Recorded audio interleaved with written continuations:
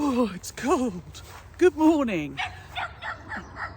There is naughty tea cake barking. Yes, she thinks that I'm talking to a person. Silly Nana. Anyway, welcome to Common Farm. It is -1, I think. 9:30 in the morning on a crisp January day. Look at the amazing colour on the willow, isn't it fantastic? And yesterday on my Instagram live at 5, which I do during term time, not every week, not religiously, but you know, often on a Thursday at 5 o'clock Greenwich Mean Time, I will do a chatty session on Instagram, so do join me there if you're ever interested or free. And yesterday's session was about the day in the life of the flower farmer. So I thought I'd take those questions that my followers asked me there and answer a few of them here as well. By the way, if you enjoy these sessions, please do subscribe to the channel. Somewhere there is a subscription button. Press the bell icon and we'll tell you when we've got new clips coming out. And if any of the tips and tricks I give you are helpful, please do buy me a coffee. The link is in the blurb to all the different posts. So, what do I do as a flower farmer on a crisp Friday morning? I can tell you now, I do not touch the garden. If it is this cold, I don't open the polytunnels because I don't want to let the cold air in there. I don't open the greenhouse door because I don't want to let the cold air in there. They put a nice sort of, they're not heated, but because I don't open and shut the doors when it's cold, they're just holding on in there, and I have faith that all will be well. So I'm not even going to go and open those doors. I'll take you for a quick walk around the garden, but then it's January, and on January, Fridays, Mondays, Tuesdays, in January, I have a lot of wedding flowers prep to do. So I'm emailing my clients, updating their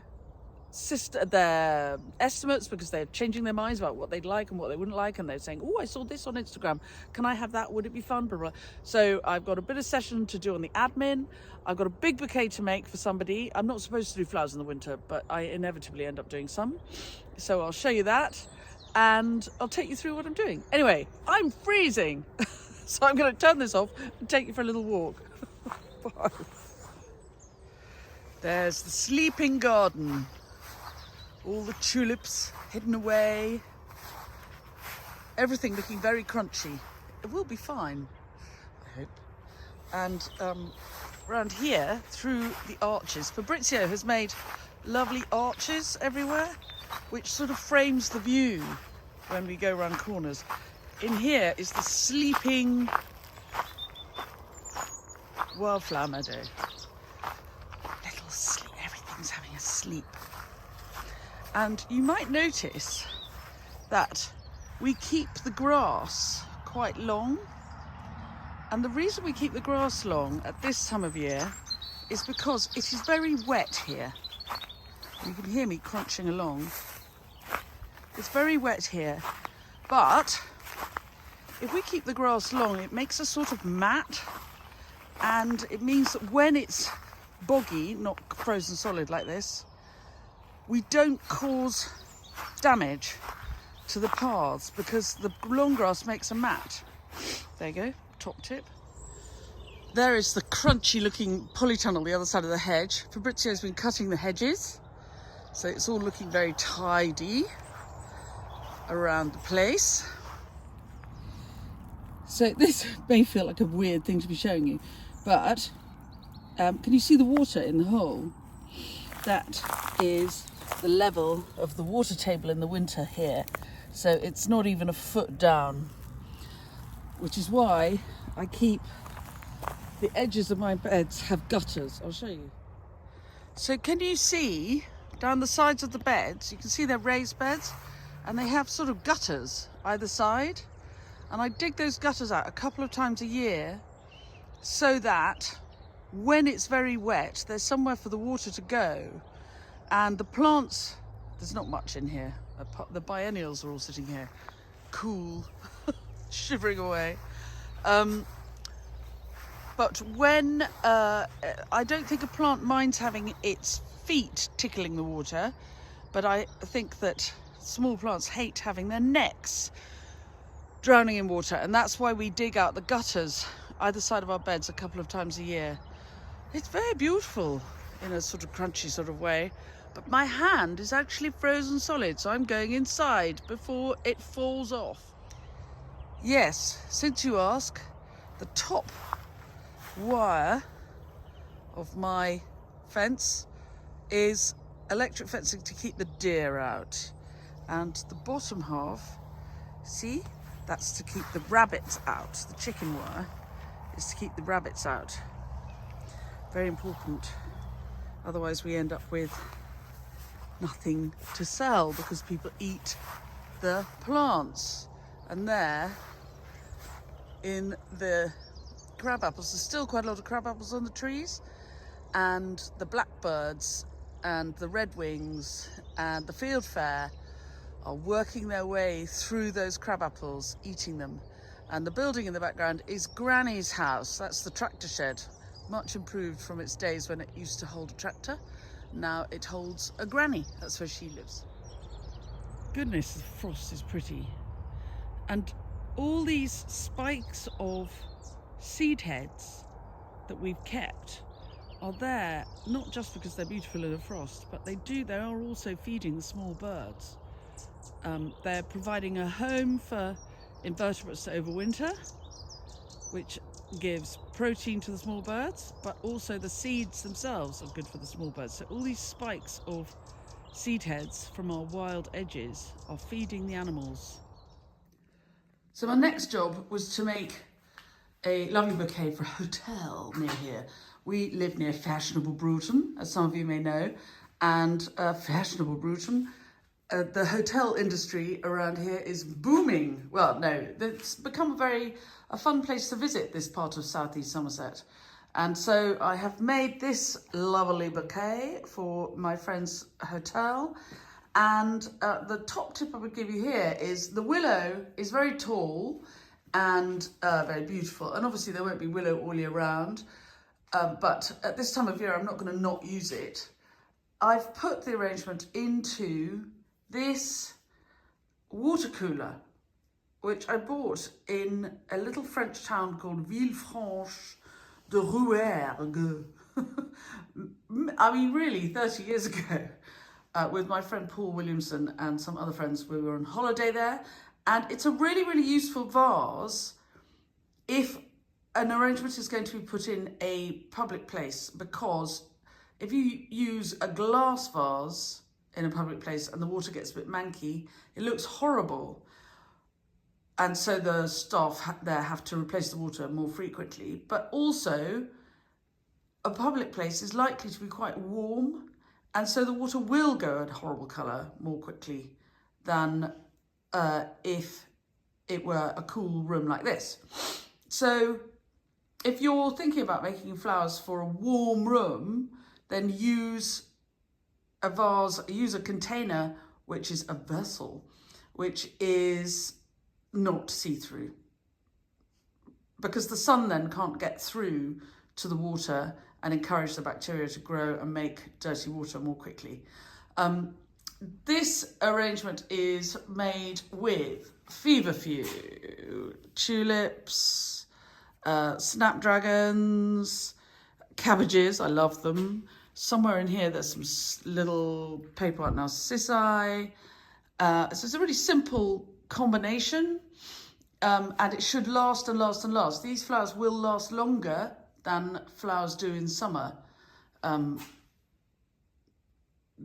because the light levels are lower, the days are shorter. It just takes, they can hang around for longer because they're not growing so fast. Anyway, there you are. That's off to Bruton as soon as Fabrizio gets back from the hospital where he's been taking Granny in the car. Right, next job.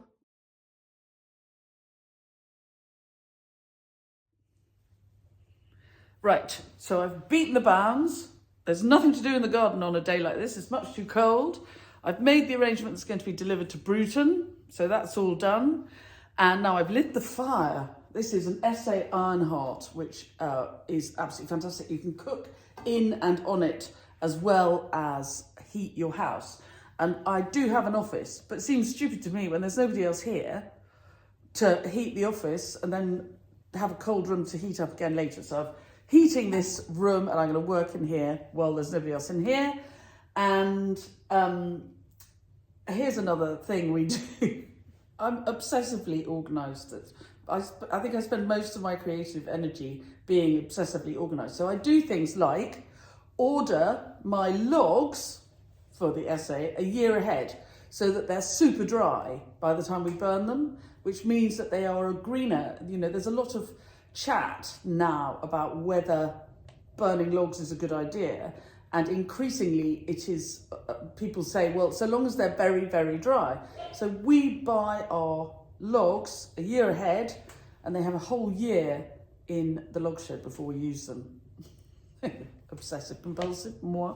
Anyway, so I now have a list, lots of things on my list. So this Flower Farmer's Day, carrying on in January, I am not going to take the rest of the day off. Oh no. I've got to order flowers for next week. I'm not supposed to be doing flowers in the winter, but I inevitably end up. And a lovely lady said, would I do her wedding flowers? And she's getting married at Wells Town Hall. And I got married at Wells Town Hall myself. And so I'm rather inspired. And so it's my pleasure to do her flowers. I've got to invoice a newspaper because I wrote a little thing for them. They spiked it, but nevertheless, I've still got to ask them to pay me. I've got somebody to come and see me about a ball they are planning in June, and they want to talk about ordering flowers for that.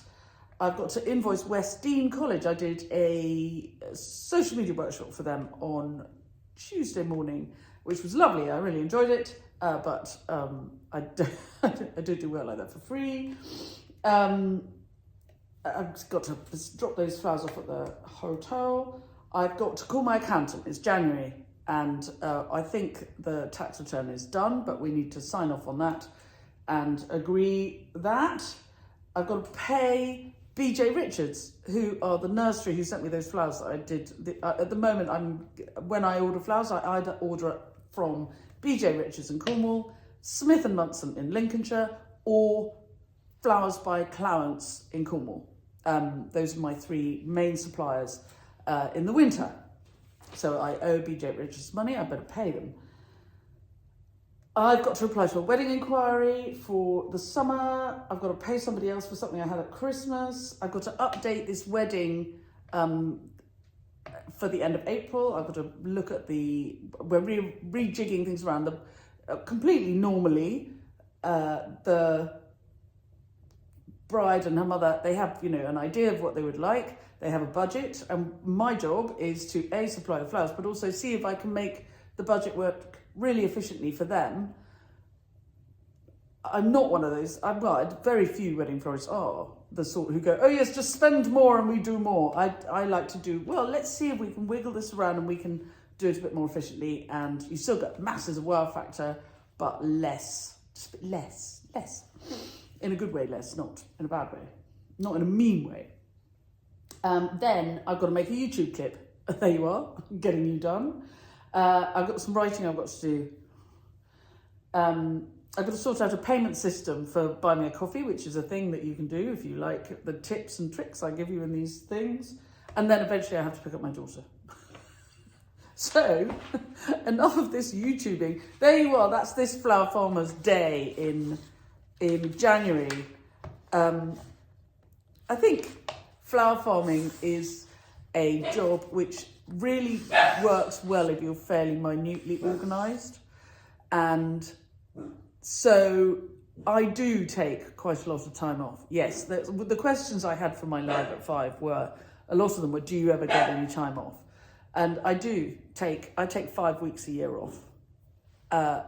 You wouldn't know to look at my social media when I'm working or not, because it's private. That's when I take family time. I spend time, I visit my parents, or we go to Scotland, or whatever we do. Obviously, we don't go to Scotland for 5 weeks, but, I just took nearly 3 weeks off for Christmas. And I still tick along a tiny little bit, but basically, I have quite a lot of time off.